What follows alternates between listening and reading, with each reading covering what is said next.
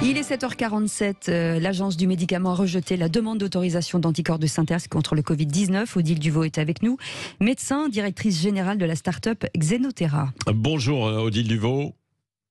Bonjour. Merci d'être avec nous. Alors, selon l'Agence du médicament, il n'est pas prouvé que le rapport bénéfice-risque soit positif avec votre traitement. Comment vous avez accueilli cette décision qui est sans doute un coup dur, mais qui ne vous décourage pas non plus, hein ? Non, ça ne nous décourage pas. Bien sûr, on aurait aimé que les agences considèrent les données que nous avons pu leur présenter en janvier de façon plus favorable. Mais vous savez, elles sont indépendantes, hein, ça je l'ai toujours dit, et c'est bien comme ça.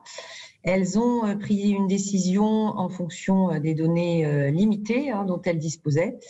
Et voilà, donc... données limitées, expliquez, en quoi ça consiste, des données limitées ? Alors, on a donc, comme vous le savez, fait un essai clinique dans 35 hôpitaux en France en 2021.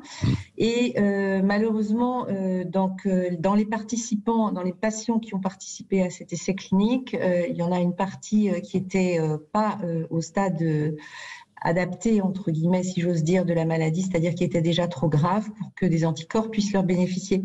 Donc, on a été obligé de se limiter à une partie des patients, à savoir 15% de l'essai. Oui. Ouais, c'est ça, c'est ce qui a limité un petit peu les résultats, c'est-à-dire qu'il faut donner vos anticorps polyclonaux. On rappelle ce que sont les anticorps polyclonaux, sans rentrer dans les détails, parce qu'évidemment c'est un peu technique et médical et scientifique, mais en 2 mots quand même. Alors, les anticorps polyclonaux comme le XAV19, ce sont des anticorps qui bloquent le virus et qui ont l'avantage, parce qu'ils sont polyclonaux, de bloquer le virus, quel que soit le variant. Voilà. Donc ça, je vous l'ai fait en très court. Juste pour revenir sur les données limitées de l'essai clinique, c'est aussi parce que malheureusement, toutes les données ne sont pas encore disponibles.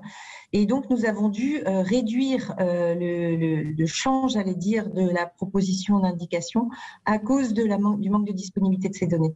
Oui. Voilà, c'est ça. Alors, donc maintenant, bon, vous avez eu ce premier refus. Ça dit, c'est pas la fin de l'aventure pour vous, pour Xenotera, hein ? D'abord, c'est pas la fin de l'aventure pour Xenotera, parce qu'il y a une équipe engagée depuis le début et qu'on va continuer, et parce qu'on a d'autres produits dans la transplantation, dans les infections nosocomiales graves. Mais c'est pas la fin du XAV19 non plus, parce que ce que nous ont dit les agences, c'est que c'était très intéressant et qu'il fallait poursuivre le développement pour avoir plus de données. Donc la suite, c'est plus de données.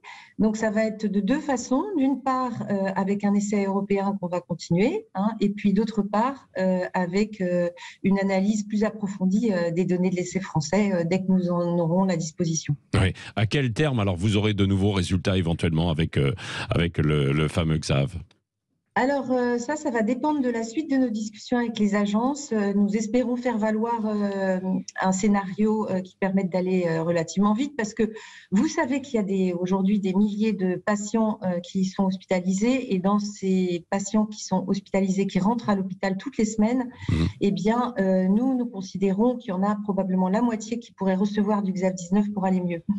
Et donc c'est essentiel qu'on aille le plus vite possible pour eux. Oui. Est-ce que vous n'avez pas là une crainte qu'avec le traitement mis sur le marché par Pfizer, eh bien vous risquez de ne pas pouvoir vous faire une place ? Alors, d'abord, je crois que dans une situation comme celle dans laquelle nous sommes, toutes les forces sont nécessaires. Donc, moi, je considère que les autres traitements sont d'abord des espoirs pour les patients avant d'être quelque chose qu'on pourrait appeler des concurrents. Ensuite, il faut bien avoir en tête que ce qui vient d'être autorisé, les traitements par Pfizer, ne s'adresse pas du tout aux mêmes patients. Donc, le traitement de Pfizer, c'est un traitement que pourront prendre certains patients qui ont des comorbidités au début de l'infection.